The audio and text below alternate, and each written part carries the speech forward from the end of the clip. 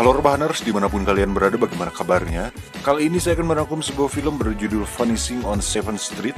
Hampir sama kayak film Quiet Place, film ini mengusung konsep ketegangan dalam situasi global.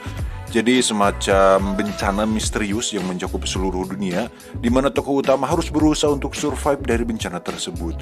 Tanpa berlama-lama, langsung saja pasang handsfree, simetriskan posisi rebahan, kencangkan celana dalam, selamat menonton. Diawali dengan memperlihatkan seorang pria bernama Paul, di mana dia merupakan seorang projeksionis atau orang yang bertugas untuk memutar gulungan film di bioskop. Dan Paul harus selalu memakai lampu di kepala karena ruangan kerjanya yang gelap. Pada hari itu terlihat banyak sekali pengunjung karena kebetulan hari itu adalah bertepatan dengan dirilisnya film Bernapas Dalam Dubur. Tiba saatnya pemutaran, Paul pun memutar gulungan filmnya, kemudian kita bisa melihat semua pengunjung tertawa bersama tanpa tahu apa yang akan terjadi selanjutnya. Karena tiba-tiba...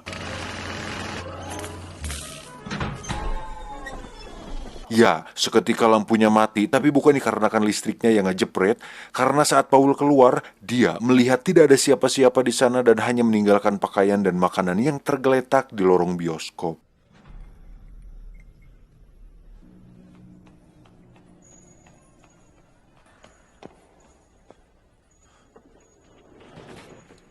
Tak lama Paul pun bertemu dengan bapak security yang sedang menyorongkan lampu, yang sama-sama bingung tentang apa yang sedang terjadi. Saat sedang berkeliling, Pak Security pun melihat sesuatu di pojokan toko pakaian dan memutuskan untuk pergi memeriksanya. Namun apa yang terjadi, si security itu pun menghilang dan hanya menyisakan pakaian yang tergeletak di lantai. Setelah itu, Paul pun melihat sebuah bayangan kepala seseorang di kegelapan dan tiba-tiba... Dan inilah Vanishing on 7th Street. Scene berpindah ke seorang perawat bernama Rose, di mana dia juga terlihat kebingungan saat melihat semua orang sudah menghilang, dan betapa kagetnya dia saat melihat seorang pasien terlantar yang kebetulan sedang dioperasi, yang lagi-lagi menghilang ketika lampu penerangannya mati.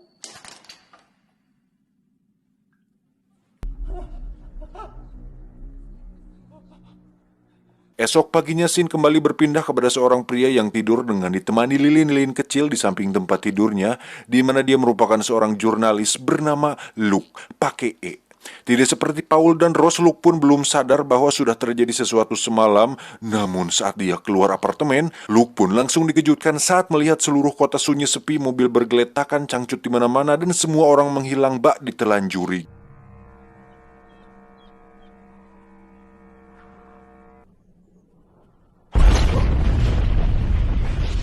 72 jam kemudian diceritakan Luke sudah menyadari tentang apa yang terjadi dan cara bagaimana untuk bisa bertahan hidup, yaitu dengan terus berada di dekat cahaya. Dan dengan bermodalkan beberapa lampu yang dibawanya serta sebuah pistol dan suar yang dia temukan di sebuah mobil, Luke akhirnya menemukan sebuah bar yang menggunakan generator dan masuk ke sana untuk beristirahat.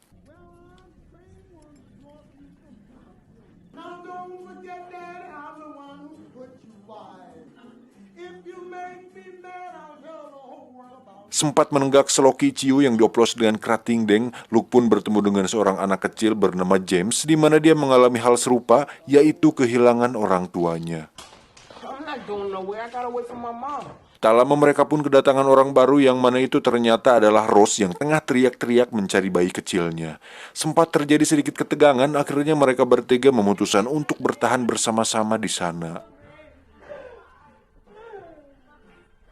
Kembali ke Paul yang ternyata masih bertahan, di mana dia terluka dan berusaha untuk mendekati cahaya karena kegelapan itu ternyata seperti hidup dan berusaha untuk menariknya ke dalam kegelapan tersebut.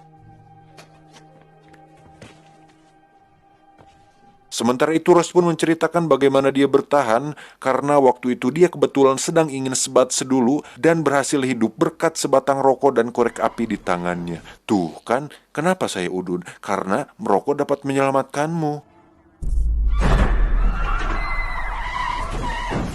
Paginya Rose pun pulang ke rumah dan menemukan bayinya sudah tidak ada di sana, sehingga sekarang mereka bertiga mengalami nasib yang sama, dan satu-satunya cara untuk bertahan adalah tetap bersama dan berada dalam cahaya.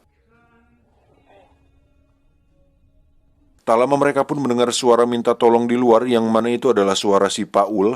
Maka dari itu Luke pun memutuskan untuk pergi sendiri menyelamatkannya.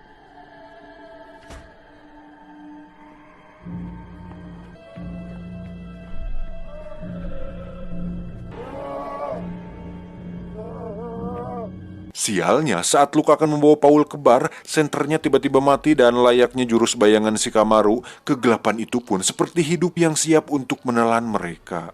Dengan suara yang dibawanya, Luke dan Paul pun mencoba untuk bertahan dan berlari secepat mungkin untuk sampai ke dalam bar.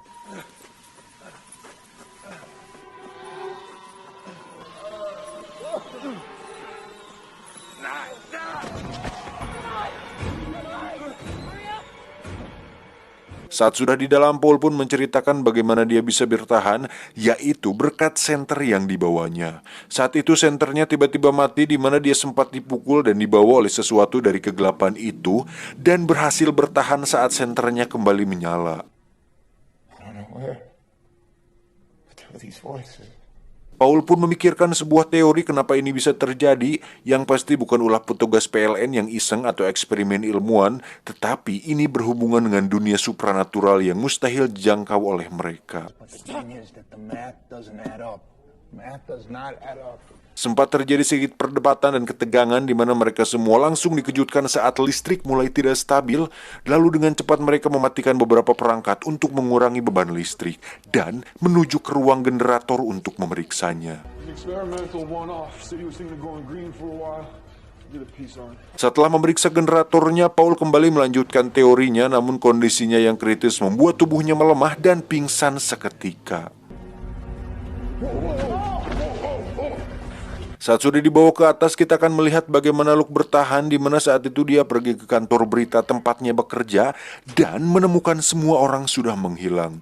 Namun Luke menemukan secercah harapan ketika dia melihat sebuah siaran dari Chicago yang mengatakan bahwa tempat itu merupakan tempat aman, di mana orang di TV tersebut memperingati semua orang untuk tetap berada di dekat cahaya dan jangan mempercayai cahaya lain selain cahaya yang kita pegang sendiri.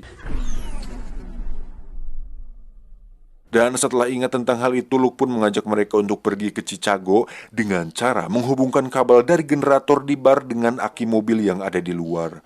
Untuk itu Luke dan Rose pun pergi keluar, sementara James ditugaskan untuk menjaga Paul di dalam.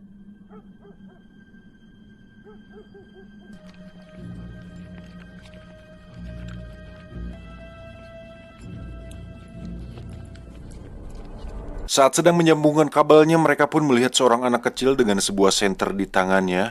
Namun saat dipanggil, si anak pun lari ketakutan. Dengan cepat Luke pun mengejar si bocil, namun dia terjatuh yang membuat senternya terlempar. Dan saat kegelapan akan menelannya, Rose pun langsung menyalakan mobil yang membuat lampunya menyala dan menyelamatkan Luke.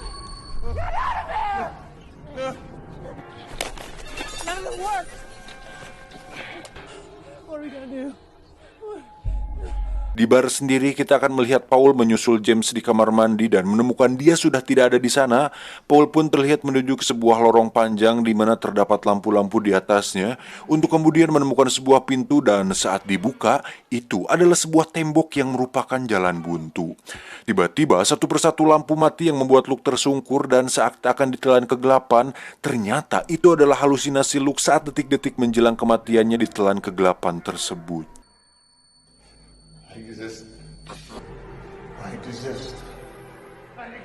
Saat James keluar dari kamar mandi, dia pun sudah melihat Paul sudah lenyap dan hanya meninggalkan pakaiannya saja. Luke dan Rose sendiri tidak berhasil menyalakan mobilnya, kemudian pergi ke sebuah klinik dan bertahan di sana. There's a storage room in the back.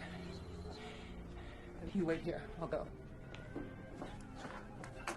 Namun saat Rose sedang mencari obat-obatan, dia pun melihat sebuah cahaya muncul di luar, yang mana terdapat sebuah roda bayi yang dikira Rose adalah anaknya. Namun faktanya, itu adalah sebuah jebakan dari kegelapan yang membuat Rose harus lenyap sebelum Luke berhasil menyelamatkannya.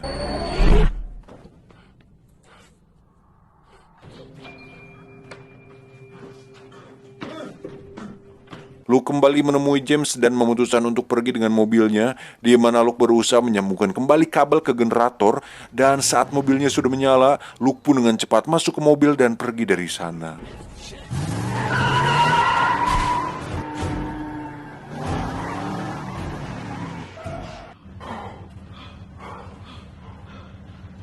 Tiba di sebuah gereja, James pun mendapat jebakan dari kegelapan, seolah merasa bahwa di dalam sana ada orang tuanya. Untuk kemudian berjalan menuju ke dalam gereja, dan meski Luke sudah memperingatinya, James tetap kekerewet masuk ke dalam sana.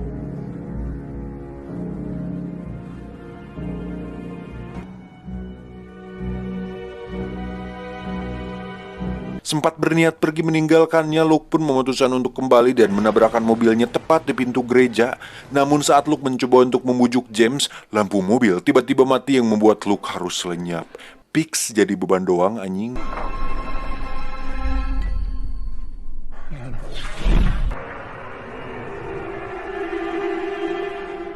Sadar bahwa ini adalah jebakan, James pun dengan cepat berlindung di tengah cahaya lilin gereja, di mana kita bisa melihat kegelapan perlahan mulai menghinggapi seluruh ruangan, dan saat satu persatu lilin mati, tiba-tiba muncullah sinar mentari pagi yang menyinari seluruh alam.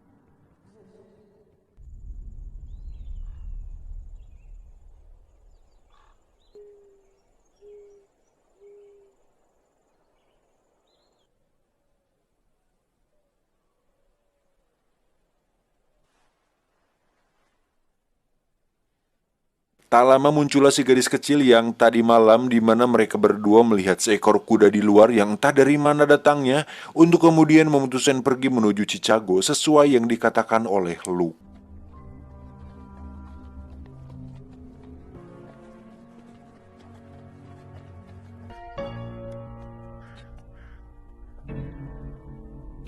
Tamat, ending yang membagongkan. Apa sih anjing, nggak jelas pisan endingnya. Asal-usul munculnya kegelapan tidak diceritakan. Penyebabnya seperti apa, bagaimana, malah si bocil yang bertahan sampai akhir. Tegangnya nggak seberapa, ya minimal sebab akibatnya dijelasin gitu loh. Ini mah kayak cawerang, anjing. Apaan ini?